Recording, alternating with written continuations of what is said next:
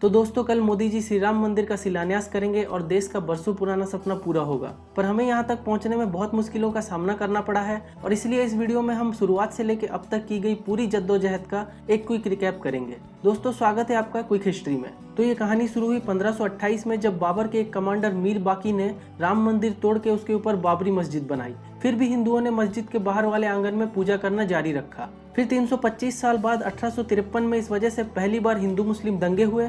तब अंग्रेजों की हुकूमत थी और उन्होंने मस्जिद का अंदर का हिस्सा मुस्लिमों के लिए और बाहर का आंगन वाला हिस्सा हिंदुओं के लिए अलग अलग करते हुए बीच में फेंसिंग करवा दी। उसके 32 साल बाद 1885 में इस मामले में अदालत में पहली बार मुकदमा दायर किया गया महंत रघुवीर दास के द्वारा, जो कि पूजा करने के लिए बाहर के आंगन में एक पक्की छत बनाने की मांग कर रहे थे। इसके 64 साल बाद जब देश आजाद हो चुका था तब सबसे अहम घटना हुई। 23 दिसंबर 1949 में भगवान राम जी की मूर्ति मस्जिद के अंदर पाई गई और हिंदुओं ने मस्जिद के अंदर भी पूजा करना शुरू कर दिया, जिस वजह से हिंदू मुस्लिम के बीच तनाव बढ़ा और सरकार ने इस पूरे इलाके को बंद कर दिया। इस बैन को खोलने के लिए लोग अदालत में मुकदमे दायर करने लगे, जैसे कि अगले साल 1950 में महंत रामचंद्र दास ने हिंदुओं को पूजा करने की अनुमति देने के लिए एक मुकदमा दायर किया। उसके 9 साल बाद 1959 में निर्मोही अखाड़ा ने उस पूरे एरिया पर उनका हक जताते हुए एक मुकदमा दायर किया। फिर इसे देख 2 साल बाद 1961 में सुन्नी वक्फ बोर्ड ने भी उस एरिया पर अपना हक जताते हुए मुकदमा दायर कर दिया। फिर अदालत के बाहर होने वाले घटनाओं में से एक ये था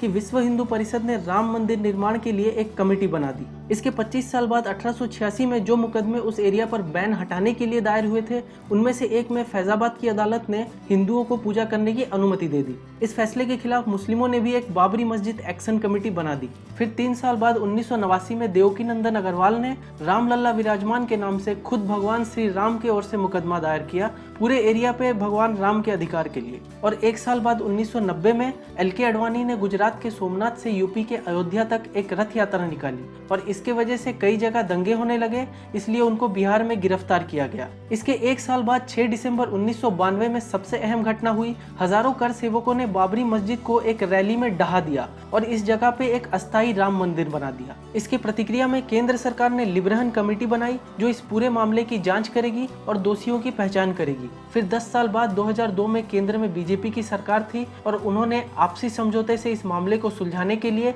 एक अयोध्या विभाग बनाया। और इसी 2002 में ही इलाहाबाद हाईकोर्ट ने इस मामले में आर्कियोलॉजिकल सर्वे ऑफ इंडिया को खुदाई करके जांच करने के आदेश दिए और ASI की रिपोर्ट में पाया गया कि इस एरिया में 12वीं सदी से ही एक मंदिर था जिसके ऊपर बाबरी मस्जिद बनाया गया था। फिर 8 साल बाद 30 सितंबर 2010 में इलाहाबाद हाईकोर्ट ने एक ऐतिहासिक फैसला सुनाया कि इस एरिया को 3 हिस्सों में बांटा जाएगा। जो मस्जिद का अंदर वाला हिस्सा था वो रामलला विराजमान को जाएगा, सीता रसोई भंडार गृह और राम चबूतरा निर्मोही अखाड़ा को जाएगा और बाकी का हिस्सा सुन्नी वक्फ बोर्ड को जाएगा। पर अगले साल 2011 में ही सुप्रीम कोर्ट ने इलाहाबाद हाईकोर्ट के इस फैसले पर रोक लगा दी। इसके 5 साल बाद 2016 में सुब्रमण्यम स्वामी ने सुप्रीम कोर्ट में राम मंदिर बनाने की मांग करते हुए एक मुकदमा दायर किया और 1 साल बाद 2017 में सुप्रीम कोर्ट ने आपसी सहमति से इस मामले को सुलझाने की सलाह दी। पर 2017 के अंत तक इलाहाबाद हाईकोर्ट के फैसले के खिलाफ सुप्रीम कोर्ट में 32 अपीलें दायर हो चुकी थी। तो सुप्रीम कोर्ट ने इस मामले में जनवरी 2019 से सुनवाई करने का फैसला किया। फिर मार्च 2019 को सुप्रीम कोर्ट द्वारा संचालित एक मेडिएशन पैनल बनाई गई।